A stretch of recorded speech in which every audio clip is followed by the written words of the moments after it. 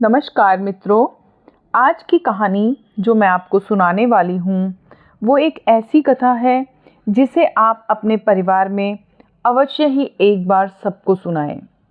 कहानी है किसी के आशीर्वाद की और किसी के विश्वास की।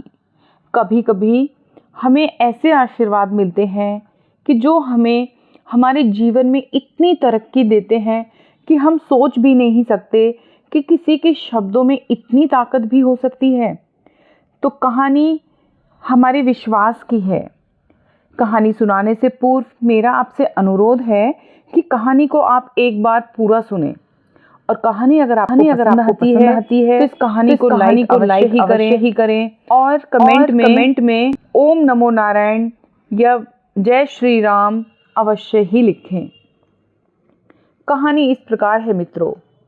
दो दोस्त थे, सेवाराम और मोतीलाल। दोनों बहुत ही घनिष्ठ मित्र थे।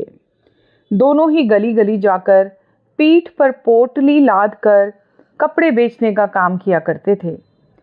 सर्दियों के दिन चल रहे थे। वह गांव-गांव जाकर कपड़े बेच रहे थे।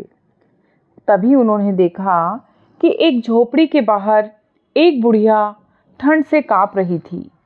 तो सेवाराम ने अपनी पोटली से एक कंबल निकालकर उस बुढ़िया माई को दे दिया और कहा, माई तुम ठंड में क्यों कांप रही हो, ये लो ये कंबल ओढ़ लो। बूढ़ी माई कंबल लेकर बहुत खुश हुई और जल्दी जल्दी से उसने कंबल से अपने आप को ढक लिया और सेवाराम को खूब सारा आशीर्वाद दिया। तभी उसने सेवाराम को कहा कि मेरे पास पैसे तो नहीं हैं, लेकिन रुको, मैं तुम्हें कुछ देती हूँ। वह अपनी झोपड़ी के अंदर गई। तभी उसके हाथ में एक बहुत ही सुंदर छोटी सी ठाकुर जी की प्रतिमा को देखा। वह सेवाराम को देते हुए बोली कि मेरे पास देने के लिए पैसे नहीं हैं, लेकिन यह ठाकुर जी हैं। इसको तुम अपनी दुकान पर लगाकर खूब सेवा करना, देखना तुम्हारी कितनी तरक्की होती है। यह मेरा आशीर्वाद है। मोतीराम बुढ़िया के पास आकर बोला, अरे ओ माई, क्यों बहाने बना रही हो? अगर पैसे नहीं हैं तो कोई बात नहीं, लेकिन हमें झूठी तसल्ली मत दो। हमारे पास तो कोई दुकान नहीं है, हम तो गली गली जाकर कपड़े बेचने का काम करते हैं। दुकान हमारे पास कहाँ से आएगी? हमारी तो गुजर बसर भी बहुत ही मुश्किल से हो पाती है। इसको तुम अपने पास ही रख लो। लेकिन सेवाराम, जो कि बहुत ही नेक दिल था और ठाकुर जी को भी मानता था, वह बोला, नहीं नहीं माँ, अगर आप इतने प्यार से कह रही हैं तो यह आप मुझे दे दो। पैसों की आप चिंता मत करो।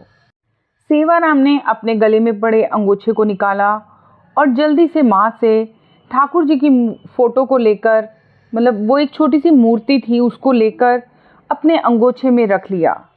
बुढ़िया दूर तक उनको आशीर्वाद दे रही थी, हरि तुम्हारा ध्यान रखेंगे, ठाकुर जी तुम्हारा ध्यान रखेंगे।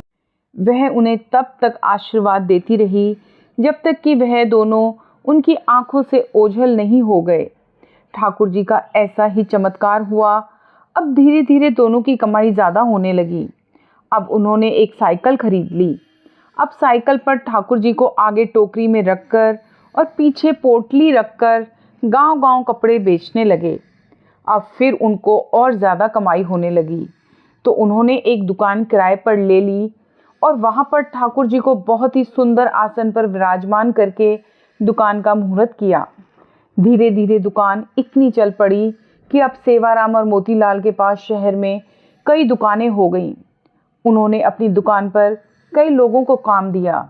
एक दिन मोतीलाल सेवाराम से कहने लगा, देखो, आज हमारे पास सब कुछ है, यह हम दोनों की मेहनत का नतीजा है।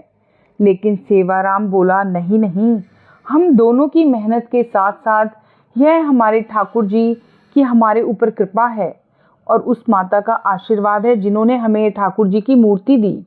मोतीलाल बात को अनसुनी करके वापस अपने काम में लग गया।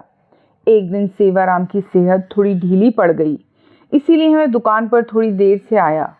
मोतीलाल बोला, अरे दोस्त, आज तुम देरी से आए हो, तुम्हारे बिना तो मेरा एक पल का गुजारा नहीं, तुम मेरा साथ कभी नहीं छोड़ना। सेवाराम हंसकर बोला, अरे मोतीलाल, चिंता क्यों करते हो, मैं नहीं आऊँगा तो हमारे ठाकुर जी तो हैं ना तुम्हारे पास। यह कहकर सेवाराम अपने काम में लग गया। पहले दोनों का घर दुकान के पास ही होता था, लेकिन अब दोनों ने अपना घर दुकान से काफ़ी दूर ले लिया था। अब दोनों ही महल नुमा घर में रहने लगे थे।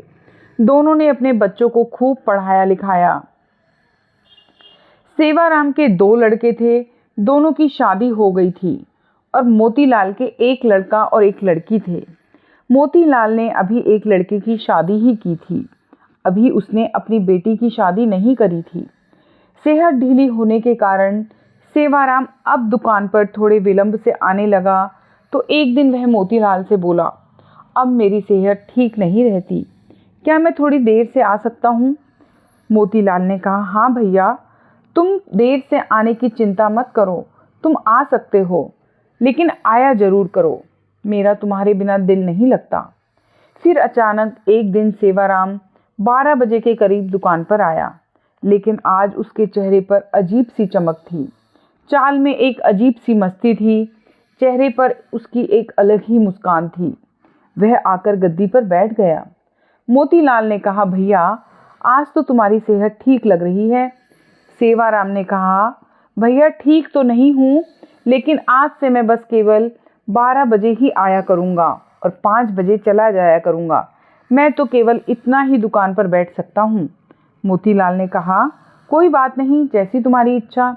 अब तो सेवाराम रोज 12 बजे आता और 5 बजे घर चला जाता, लेकिन उसकी शक्ल देखकर ऐसा नहीं लगता था कि वह कभी बीमार भी हुआ था। लेकिन मोतीलाल को अपने दोस्त पर पूरा विश्वास था कि वह झूठ नहीं बोल सकता और मेहनत करने से वह कभी भी पीछे नहीं हट सकता। एक दिन मोतीलाल की बेटी की शादी तय हुई, तो वह शादी का निमंत्रण देने के लिए सेवाराम के घर गया। घर जाकर उसको उसके बेटा बहू, सेवाराम की पत्नी सब नजर आ रहे थे, लेकिन सेवाराम नजर नहीं आ रहा था। उसने सेवाराम की पत्नी से कहा, भाभी जी, सेवाराम कहीं नजर नहीं आ रहे, कहाँ हैं? उसकी पत्नी एकदम से हैरान होती हुई बोली, यह आप क्या कह रहे हैं? तभी वहां उसके बेटे भी आ गए और कहने लगे, काका जी, आप कैसी बात कर रहे हो? हमारे साथ कैसा मजाक कर रहे हो? मोतीलाल बोला कि मैंने ऐसा क्या पूछ लिया? मैं तो अपने प्रिय दोस्त के बारे में ही पूछ रहा हूँ। क्या उसकी तबीयत आज भी ठीक नहीं है? क्या वह अंदर आराम कर रहा है? मैं खुद अंदर जाकर उसको मिल आता हूँ। मोतीलाल उसके कमरे में चला गया, लेकिन सेवाराम उसको वहां भी नजर नहीं आया। तभी अचानक उसकी नज़र उसके कमरे में सेवाराम की तस्वीर पर पड़ी। वह एकदम से हैरान होकर सेवाराम की पत्नी की तरफ देखता हुआ बोला, अरे भाभी जी, यह क्या? आपने सेवाराम की तस्वीर पर हार क्यों चढ़ाया हुआ है? सेवाराम की पत्नी आंखों में आंसू भरकर बोली, मुझे आपसे ऐसी उम्मीद नहीं थी भैया कि आप ऐसा मजाक करेंगे। मोतीलाल को कुछ भी समझ में नहीं आ रहा था। तभी सेवाराम का बेटा बोला, क्या आपको नहीं पता कि पिताजी को गुजरे तो 6 महीने हो चुके हैं? मोतीलाल को तो ऐसा लगा कि जैसे उसके सिर पर किसी ने बिजली गिर पड़ी हो। काटो तो उसको खून नहीं। वह एकदम से थोड़ा लड़खड़ाता हुआ पीछे की तरफ हटा और बोला, ऐसा कैसे हो सकता है? वह हर रोज मेरे साथ दुकान पर होता है। बीमार होने के कारण थोड़ा देर से आता है। वह 12 बजे आता है और 5 बजे चला जाता है।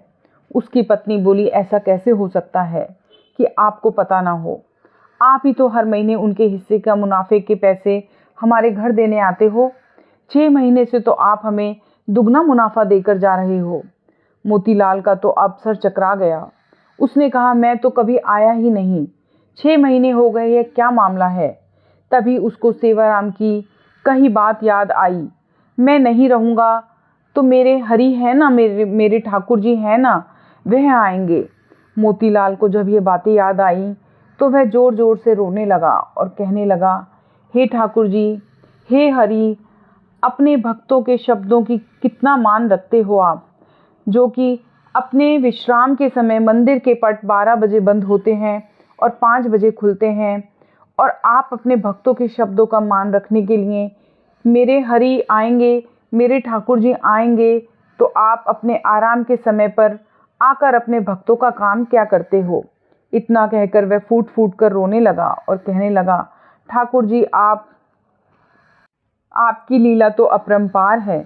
मैं ही सारी जिंदगी नोट गिनने में लगा रहा। असली भक्त तो सेवाराम था, जो आपका प्रिय था। आपने उसको अपने पास बुला लिया और उसके शब्दों का मान रखने के लिए आप उसका काम स्वयं कर रहे थे और उसके हिस्से का मुनाफा भी उसके घर पर मेरे रूप में पहुंचा रहे थे।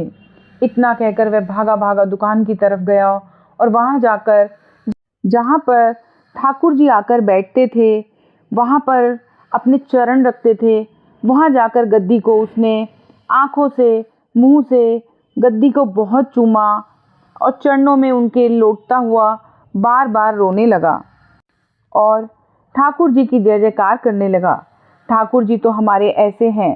सेवाराम को उन पर विश्वास था कि मैं ना रहूँगा तो मेरे ठाकुर जी मेरा सारा काम संभालेंगे।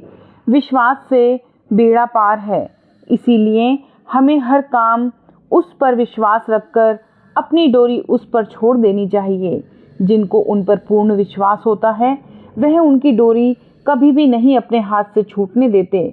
यदि हम भगवान पर पूर्ण विश्वास करते हैं तो भगवान सदैव ही हमारे विश्वास का मान रखते हैं और अपने भक्तों के लिए तो वो कुछ भी कर सकते हैं।